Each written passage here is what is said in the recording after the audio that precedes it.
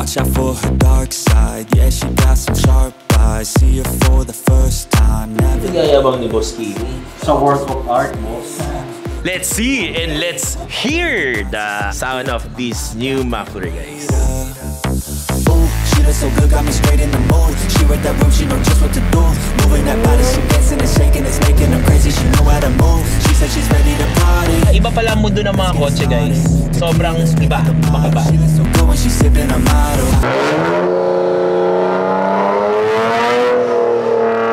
Guys, grabe yun! I can't get enough, I need you. I think this is lust, not love. Cause everything that we touch gives us a rush. Everything that we taste feels like Sold na ako.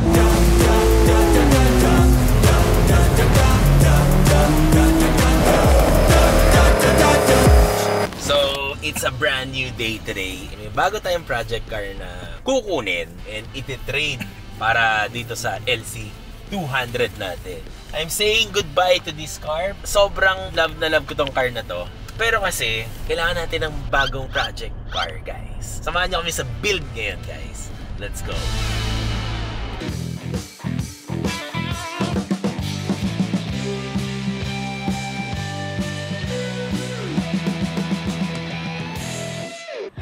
Goodbye to this car. Say hello to Let's Wait. Ooh. With the new Z. So walang plate number, so kailangan natin kabit. Magaling ka ba magkamay? Kakamay natin. Magaling ka ba magkamay, boy? Kakamay natin yan. This is the Nissan Z, guys. So, this is our new project car. Ito yung punong abala. Boss, thank you ah. Thank you sa deal. Kasi kung good deal, medyo mura konti. Bye! Bye-bye! Oh, dito muna tayo sa Motul, guys. Paparid muna natin kay Boss Leo. Hi, Boss! Only Speedworks, guys, ang mawak ng mga auto natin. Kaya, paparid muna natin ng stock. Mga tauke! Basta. Pare, di ako pinatulog dito. Okay, dyno time. First 400C na madadyno sa Philippines. Tahimik lang, nagulat ako. Parang Camry. Cute. Oo. Tahimik, no?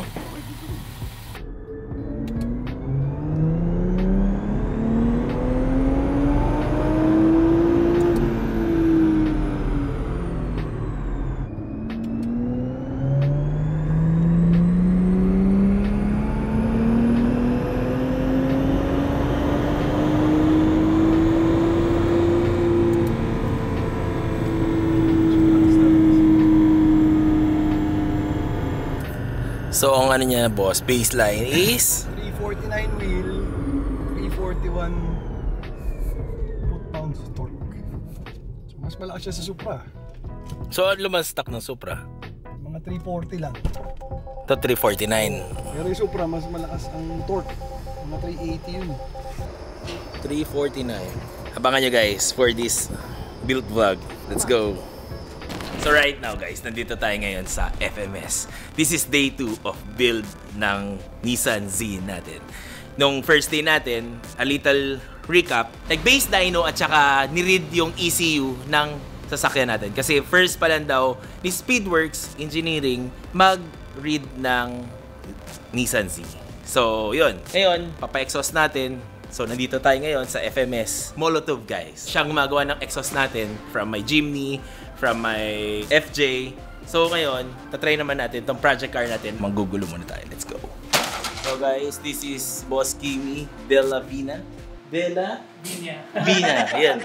Yun guys, iwan ko muna sa kanya yung Z natin. Ilang days gagawin siya, boss? Boss, bigyan mo kami mga 2 to 3 days or 3 days na para 2 to 3 days. Pero usually 1 day lang ginagawa ni boss. Tinawag ko pa lang sa kanya, ginagawa na niya yung exhaust natin. Yung exhaust natin. Kaya yun. So, bye guys. nag-start ako mga 2014. Pero hindi yun hindi yun yung kagaya nito na kasi nasa motor ba ako noon eh. Gusto ko talaga yung auto to gawan. Kasi nga, di ba, sabi ko nga sa'yo, parang crush yan, di ba? Kapag nakita ko siya, alam ko na gagawin ko, di ba? Sa kada gawin kasi namin ng exhaust, kung ano man yung produkto na lumalabas dito sa amin, yun yung standard namin. So kung pinayagan namin yan, lumabas na may problem yun yung standard namin, yun yung tingin namin dito. Hindi yun para lang maiba yung tunog. Gusto namin ibagay din yung tunog ng auto. Sinisigurado namin na pagsakay mo, alam mo yung parang may katabi ka lang na naka-exhaust, hindi ikaw. Kaya nagkaka-problem din kasi minsan kami, kunwari sabihin ng client, gusto ko yung sobrang ingay. Ang problem kasi, pagsakay na ng auto, pag-start niya, pag-rev niya, wala sa loob. So feeling niya, hindi ganun kaingay. Doon pala namin sila, nag-uumpisa kami, naturuan sila na eto naman talaga dapat yung tama. Gusto kasi nila yung raw na sound. Kunwari kung anong tunog sa loob, yun din yung sa labas. Kung siya, may imagine nyo kay aeroplano yung tunog sa labas, yun din yung sa loob. Di ba? Yung sa atin dito, alam mo yung gusto natin yung exclusivity. Kami dito, wala kaming paki sa margin namin. Kasi pag may nakita kami na hindi namin gusto, palitan namin yun. Watch me as I take off. I'll be working until I have all of my days off. Then I'm surfing in California when I'm paid off. I'll be blurring my vision, sipping on that bass sauce. Nagayabang ni Boss Kimi. Sa work of art, boss. I think ito yung first Z na sa Pilipinas na maririnig nila yung exhaust. Go back, no pass, blow past so fast, I'm gone. Grow fast, big splash, all cash, like watch me as I take off. I'll be working until I have all of my days off. Then I'm surfing in California when I'm paid off. May problema konti. Ganda, no? Titanium, guys. Very lucky. So guys, kung gagawa kayo ng magpapagawa ng exhaust, ay ganyan na lang ito, guys. It's very, very, very loud. Wait mo yung tamang term. Blow up, yeah, I just wanna blow up, yeah, I just wanna blow up, yeah, I just wanna blow up, blow up, blow up, blow up, blow up, blow up. So right now, guys, nandito na ulit tayo kay Boss Kimi. At tapos na ang ating Z. Let's see and let's hear the sound of this new muffler, guys. So, shout out. Sorry sa stress, boss. Kaya ba? Kinaya ba? Kinaya ba ang stress? Okay na stress.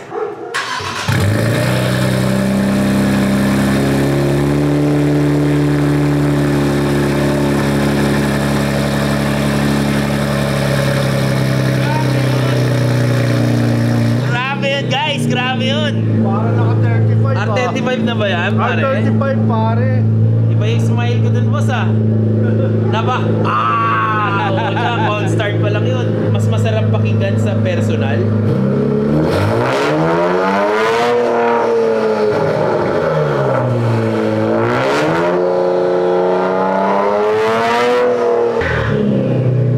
Grabe yun, grabe. Quality. Ayos. So, sa mga gusto guys, just PM me. Paano natin si Boss, Boss Kimi. It's gonna be wild, guys. So right now, guys, test drive natin ngayon tong Z. Let's see the power of Z. Let's go!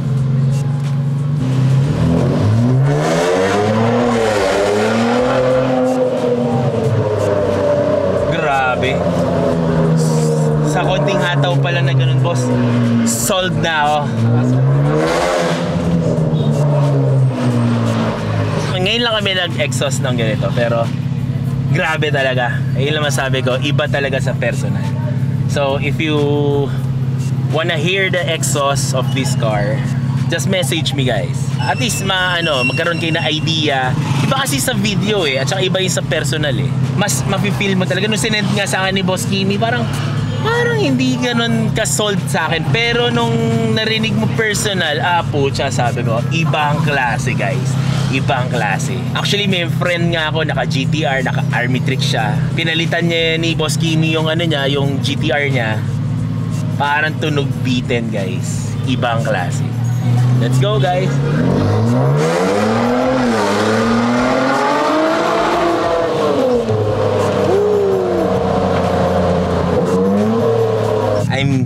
good. If you have any question, guys, this is FMS Molotov. Grabe. Tono na lang ang kulang nito, guys.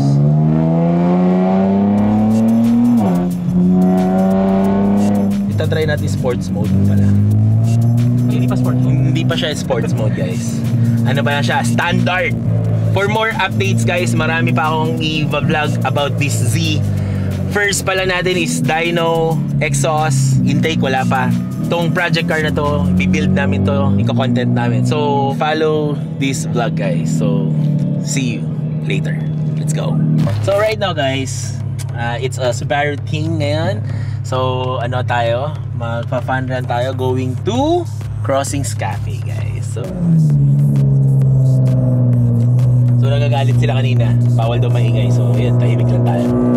I see her for the first time, never let her out my sight. I just wanna stay up, look at you, I'm made up. Dirty thoughts are seeping to my mind, I can't wait up.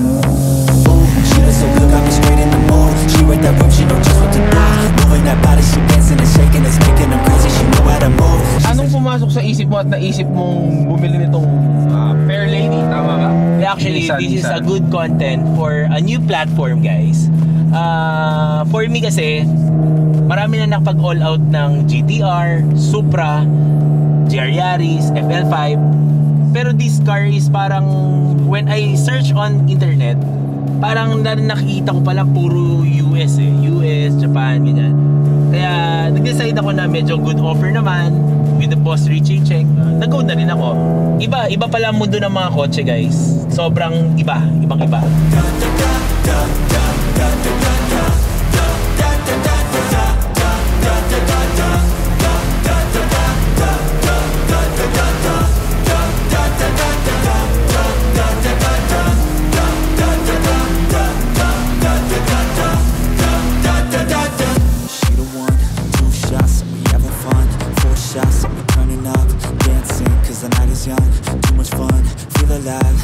Guys, ito yung mga nag-organize ng with Boss Ben and Boss Jeloy.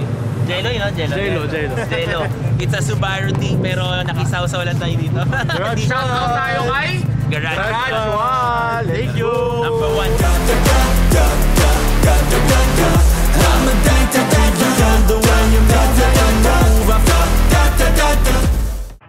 Hey guys, Cedric nga pala. Ako muna mag-take over ng vlog ni Mark. Nasa Camsur ngayon si Mark and andito kami ngayon sa Motul para ipa-tune ang first ever 400Z with custom exhaust. Na-baseline na siya last mga 2 weeks ago. So alam natin yung stock, then now, para malaman natin and mag-guide natin yung mga tao paano magandang modification, i-baseline natin ng exhaust without the tune. Okay, so hayaan na muna natin sila i-tune itong 400Z. The life that I like to have, I'm like, give me time, I'll be just fine. You thought I was worth leaving behind, you're out of your mind. I'll come back better than ever, no matter the weather. Greater than I've ever been, that's my new endeavor. I work hard so the sweat coming off my chin. On par with the greatest that I've ever done it. I'm new, coming back better than before, but don't look. Ngayon nasa 365. Pero ang laki na naging difference niya simula nung pinalitan yung exhaust, no? Grabe tong project car na to. Can't wait, final build na ito. So hey guys, ngayon nag-undergo pa lang sila ng testing before sila mag-proceed kung ilan yung naging yung horsepower pagkabit ng custom exhaust, and mag-test din sila after kung ilan yung naging niya after i-tune naman. But this state of mind will get you through a lot of stuff and keep you accountable to stay strong when it's tough. No help, I do it by myself, couldn't even tell it I've been through well. But on the other side came a soldier, much bolder, standing broad shoulders. Step aside and give me the controller. I came here to win, I don't lose, hot roller. I wanna be the best in the game, yeah, I came to play and invest, stay colder.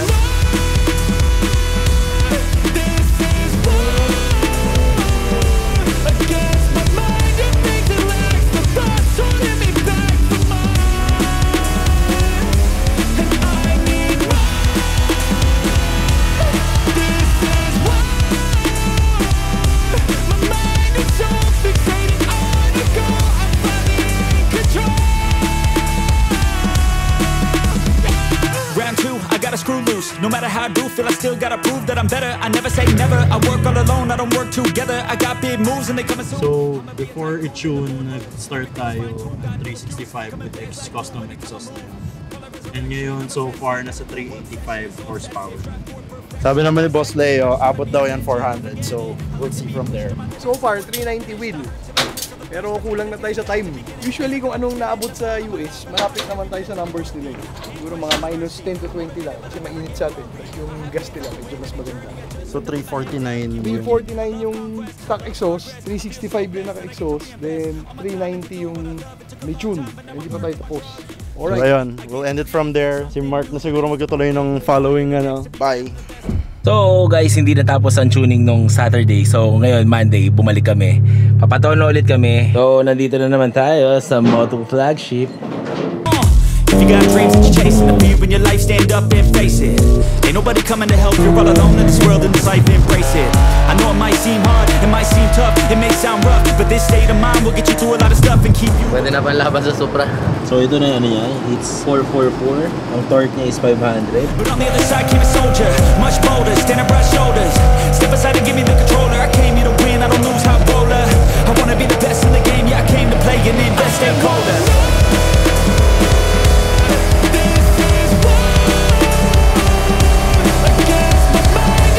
Grabe yun. Blaze tune, guys. Yung umpisa natin, 349 wheel horsepower. Then nagpa-exhaust siya at downpipe, naging 365. Then after ng tuning, naging 444 wheel horsepower and 500 foot-pounds. Yung torque, meron pa tayong mas malakas ng konti. Yan, 523 foot-pounds sa torque. Pero yung horsepower niya sa dulo, mas mahina ng konti. Kukuhain natin yung mga best ng mga rod. Yes. Para magsama-sama. So kaya siya custom tune. So guys, this is the first Z guys na chinun nila Boss Leo. Sa Pilipinas. Ayan. Ito ang first na Z na tune sa Pilipinas. Yes. This will end for part 1 ng Project Z guys. Abangan nyo yung mga next na gagawin natin. And yes, may mga part 2, part 3 hanggang sana hindi muna mabenta. Follow nyo guys, Speedworks Engineering for tuning, FMS Molotov for the exhaust. Please follow Mark Mercada. This will end our vlog guys. See you on the next vlog. Let's go!